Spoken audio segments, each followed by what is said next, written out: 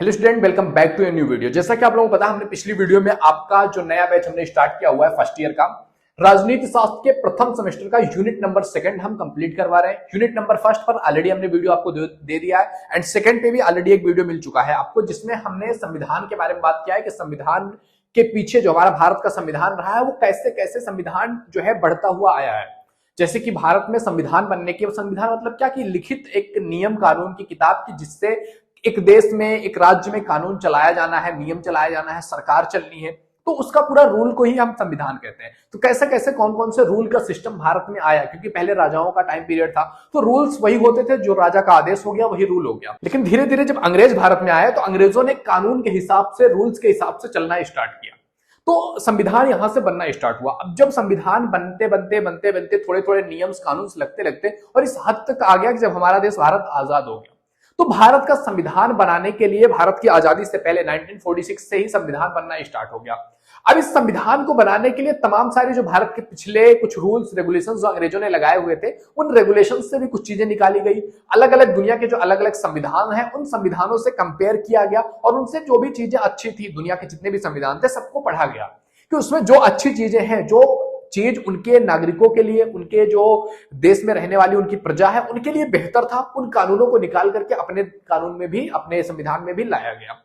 तो इसमें बहुत सारी चीजों का सहारा लिया गया, तमाम सारे कंट्रीज के कॉन्स्टिट्यूशन का भी, संविधान का भी लिया गया और भारत से पहले जो अंग्रेजों ने रूल्स लाए थे उससे भी कुछ चीजें लिया गया। तो भारतीय संविधान के स्रोत में सबसे पहली चीज हम जो डिस्कस करने वाले हैं वो है सन 1935 के भारत सरकार अधिनियम का प्रभाव, कि हमारे संविधान पर, हमारे भारत का जो संविधान है, इस संविधान पर जो अधिनियम 1935 में लाया गया था, भारत सरकार अधिनियम, उसका क्या प्रभाव है, यानी कि उससे कौन कौन सी चीजें ली गई हैं। ओके, तो देख सकते हैं कि पहली चीज जिसमें लिया गया है संविधान का अनुच्छेद 256। भारतीय संविधान का अनुच्छेद 256 देखोगे तो उसमें जो भाषा का यूज किया गया है और उस भाषा के माध्यम से जो चीज वहां पर बताने की कोशिश किया गया है, इन दोनों का जो सार है वो जो है, जो 1935 का अधिनियम आया हुआ था उसके सेक्शन 126 से मिलता है। यानी कि 1935 का जो अधिनियम लाया गया उसमें सेक्शन 126 जो था उससे ही मिलता जुलता है आपका अनुच्छेद 256, जिसमें क्या कहा गया है कि प्रत्येक राज्य की कार्यपालिका शक्ति इस प्रकार प्रयुक्त होगी जिससे संविधान द्वारा बनाए गए कानूनों का पालन हो। यानी कि इसमें कहा गया है कि जो कार्यपालिका होगी, जितने भी राज्य होंगे एक संघ में, उन सभी राज्यों की जो कार्यपालिका शक्ति होगी वो इस तरीके से होगी कि जो भी कार्यपालिका काम कर रही होगी उसको उसी के अनुसार काम करना पड़ेगा जैसे कि संविधान बनाया गया हो, यानी कि संविधान का पालन करते हुए सभी राज्यों की कार्यपालिकाएं काम करेंगी। संघ की कार्यपालिका शक्ति को इस संबंध में राज्यों को उचित निर्देशन देने का अधिकार है। यानी कि एक संघ जैसे भारत का केंद्र सरकार है, तो उसको जो सभी राज्य हैं, उन सभी राज्यों की जो कार्यपालिका है उसको जो भी जरूरत पड़ेगी उनको निर्देश देने का, उचित निर्देश देने का अधिकार संघ को है कि संघ क्या करे, राज्यों को जो भी चीजें उचित है उसके लिए निर्देश दे सकता है कि हाँ ऐसे ऐसे ये चीजें करनी चाहिए। तो ये जो भी चीजें हैं, ये जो चीजें लिखी गई हैं, ये सेक्शन 126 में भी इन्हीं चीजों का जिक्र किया गया था। तो भाषा और सार के माध्यम से 256 जो अनुच्छेद है वो उसी से कनेक्ट होता है। ओके, अगला जो इसमें है संविधान का अनुच्छेद 352 और 353। संविधान का अनुच्छेद 352 और 353 में कहा गया है कि राष्ट्रपति को आपातकाल की घोषणा करने का अधिकार है। यानी कि कुछ ऐसी सिचुएशंस अगर बन रही है जहां पर इमरजेंसी लगानी है तो यह अधिकार किसको है, राष्ट्रपति को है। और सेम यही चीज जो है अधिनियम 1935 का जो अधिनियम था उसके सेक्शन नंबर 102 में कहा गया है, जस्ट राष्ट्रपति की जगह पे उस समय कौन था, गवर्नर जनरल था। तो उसको बनाया गया था कि गवर्नर जनरल के पास अधिकार है कि कुछ आपातकालीन स्थिति अगर आ रही है तो उसकी घोषणा गवर्नर जनरल कर सकता है। और ऐसे ही भारत का जो अनुच्छेद है या भारत का संविधान है उसका अनुच्छेद 352-53 भी कहता है कि राष्ट्रपति को आपातकाल की घोषणा करने का अधिकार दिया गया है। इसमें अगला जो आपका है कि संविधान का अनुच्छेद 356। अब संविधान का अनुच्छेद 356 देखोगे तो उसमें है कि राज्य के संवैधानिक तंत्र के विफल होने पर आपातकालीन की घोषणा।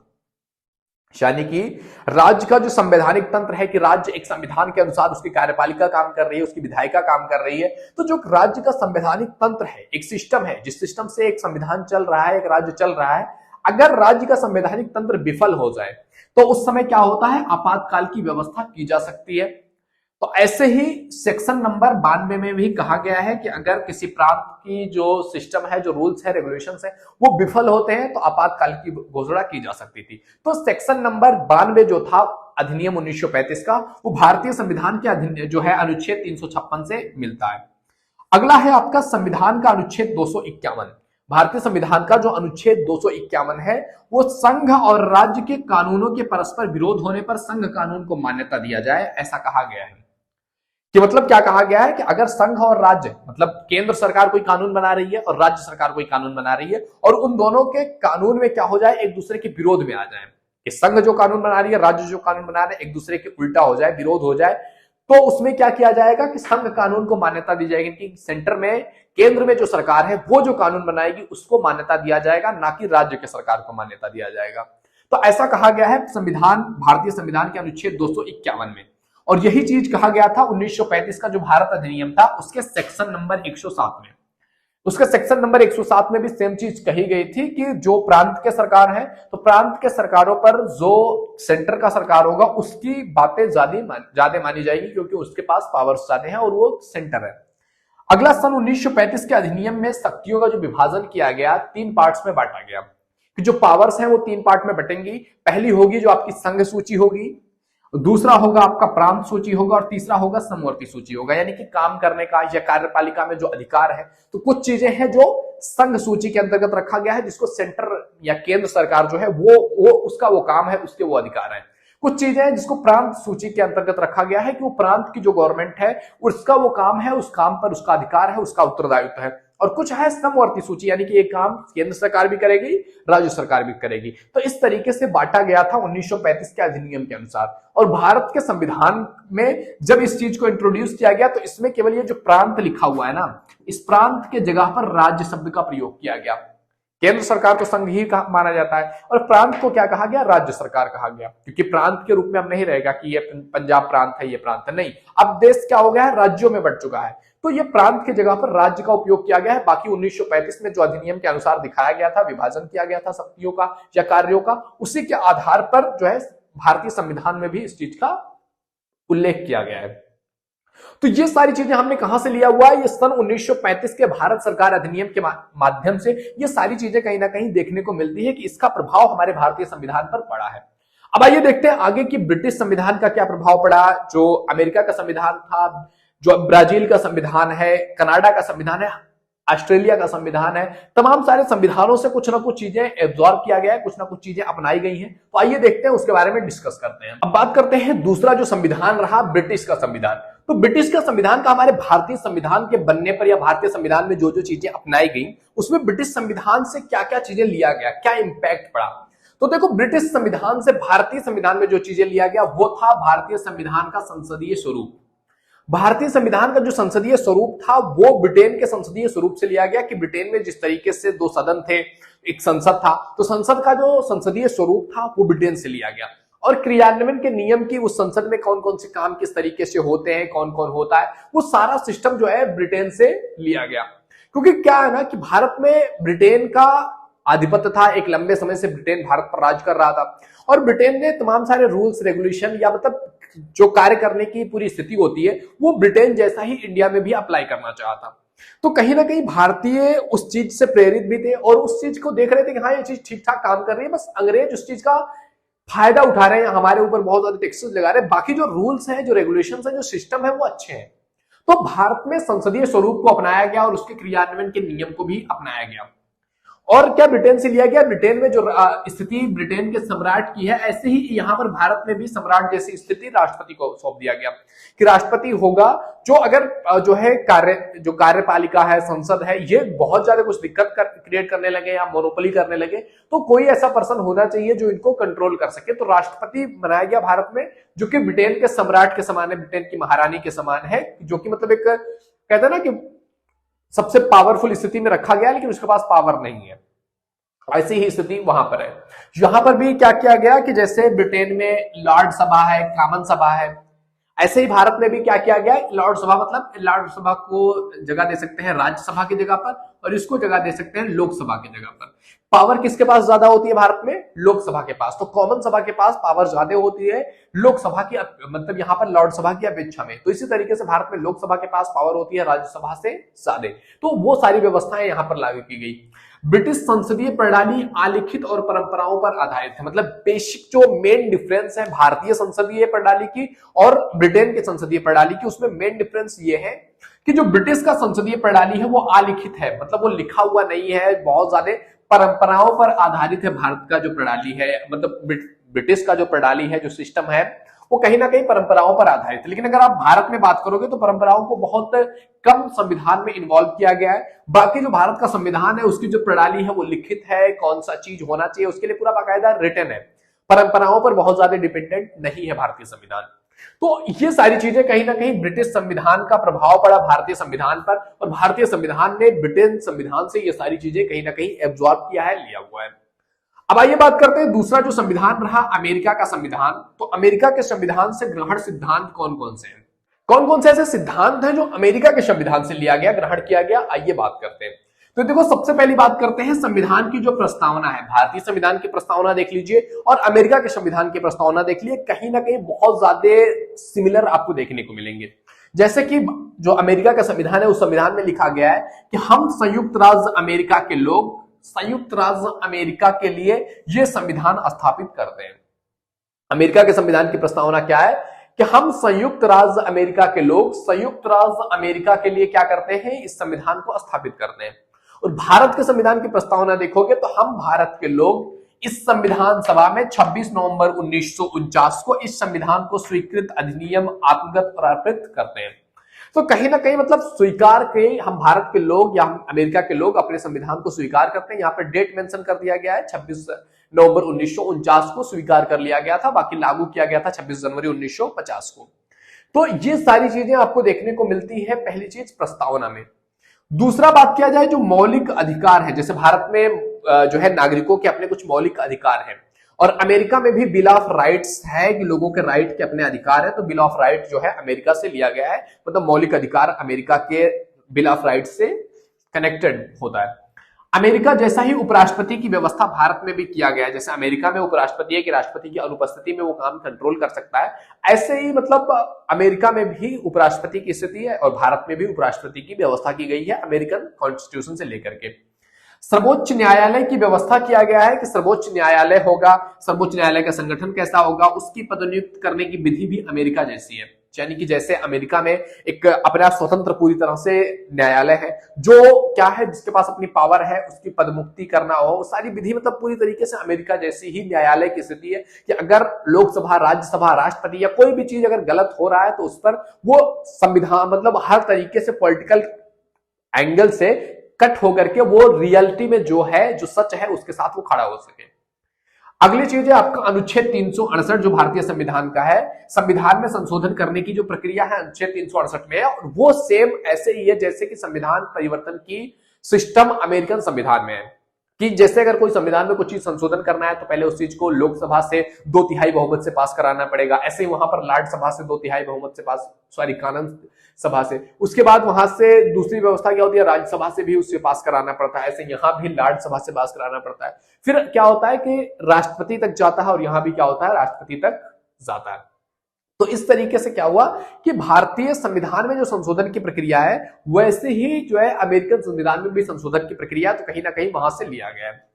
नेक्स्ट देखते हैं आपका कनाडा के संविधान से ग्रहण सिद्धांत कि कनाडा का जो संविधान रहा है तो कनाडा के संविधान से भारत ने क्या चीज ग्रहण किया है। तो कनाडा के संविधान से भारत ने जो है प्रथम अनुच्छेद में इस चीज के बारे में बात किया है, यूनियन ऑफ स्टेट।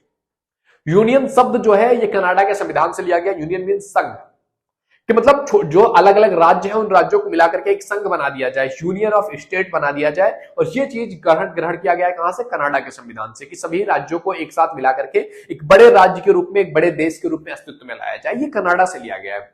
राज्यों के राज्यपाल की नियुक्ति करने का ढंग, कि कोई राज्य है उसके राज्यपाल की नियुक्ति करनी है, उसको नियुक्ति कैसे की जाएगी, कौन करेगा, क्या सिस्टम होगा, वो भी जो है कनाडा के संविधान से लिया गया है। अगला चीज है भारत में शक्तिशाली केंद्र की व्यवस्था, कि मतलब केंद्र सरकार जो है वो राज्य सरकार के अपेक्षा कहीं गुना पावरफुल है और कोई चीज अगर राज्य सरकार भी बना रहा है, केंद्र सरकार भी बना रहा है, उनके बीच में क्लैश हो जा रहा है तो केंद्र सरकार की जो बातें हैं वही मानी जाएंगी। तो कहीं ना कहीं भारत में शक्तिशाली केंद्र व्यवस्था बनाने का जो सिद्धांत है ये लिया गया है कनाडा के संविधान से, इस सिद्धांत को ग्रहण किया गया है। तो यह रहा कनाडा के संविधान से। आइए और देखते हैं कि और जो कंट्रीज हैं उनके संविधान से भारतीय संविधान में क्या क्या चीजें ग्रहण की गई। अब देखते हैं हम आयरलैंड के संविधान के बारे में कि आयरलैंड के संविधान से हमारे भारतीय संविधान में क्या चीजें ग्रहण किया गया है, क्या चीजें लिया गया है। तो देखो आयरलैंड के संविधान से जो है ना वो राष्ट्रपति को राज्यसभा में 12 सदस्यों को मनोनीत करने का अधिकार जो है कि भारत का जो राष्ट्रपति है उसको यह अधिकार है कि वो राज्यसभा में 12 सदस्यों को अपने मन से, अपनी इच्छा से या अपने टैलेंट के बेस पर कि कौन सा व्यक्ति किस चीज के लिए बेहतर है, और उन 12 सदस्यों को मनोनीत कर सकता है राज्यसभा में राष्ट्रपति। और ये चीजें आयरलैंड के संविधान से कहीं ना कहीं प्रभावित होकर के लिया गया क्योंकि आयरलैंड में भी सेम चीज वर्क कर रही है। नेक्स्ट है आपका चतुर्थ भाग में वर्णित नीति निर्देशक सिद्धांत, जो नीति निर्देशक सिद्धांत दिया गया है वो भी आयरलैंड के सिद्धांत से प्रभावित है। आयरलैंड में भी नीति निर्देशक सिद्धांत पर काम किया गया था, तो कहीं ना कहीं आयरलैंड के संविधान से नीति निर्देशक सिद्धांत को लिया गया है। तो आयरलैंड के संविधान से राष्ट्रपति द्वारा राज्यों में 12 राज्यसभा में 12 सदस्यों को मनोनीत करना या नीति निर्देशक सिद्धांत, ये कहीं ना कहीं भारतीय संविधान किससे प्रेरित है, आयरलैंड के संविधान से। अब इसके बाद आता है आपका ऑस्ट्रेलिया का संविधान कि ऑस्ट्रेलिया के संविधान से आखिर क्या ग्रहण किया गया है भारतीय संविधान में। तो ऑस्ट्रेलिया के संविधान से समवर्ती सूची का निर्माण लिया गया है। समवर्ती सूची मतलब कि कुछ काम जो है वो राज्य सरकार और केंद्र सरकार दोनों करेंगी, तो उसको कहते हैं समवर्ती सूची। जैसे 1935 का जो अधिनियम था उसमें क्या था कि कुछ चीजें जो है प्रांत का है और कुछ चीजें सेंटर का है, केंद्र का है, समवर्ती सूची नहीं थी। लेकिन यहां पर कुछ समवर्ती सूची को इंट्रोड्यूस किया गया, कहां से लेकर के, तो ये आया है ऑस्ट्रेलिया के सिद्धांत से, संवैधानिक नियम से। न्यायाधीशों के लिए कदाचार और अयोग्यता जैसे वर्ड को यूज करना कि न्यायाधीश जो है वो कदाचार होना चाहिए, वो अयोग्य नहीं होना चाहिए। तो मतलब क्या कहने का था कि उसका आचरण बेहतर होना चाहिए, अयोग्य नहीं होना चाहिए न्यायाधीश। ये जो वर्ड है इन वर्डों का यूज कहां पे किया गया, ऑस्ट्रिया के सिद्धांत में। अब आइए बात करते हैं दक्षिण अफ्रीका के संविधान से भारतीय संविधान में क्या चीज ग्रहण किया गया है कि जो साउथ अफ्रीका है उसके संविधान से क्या चीजें हमने ग्रहण किया है।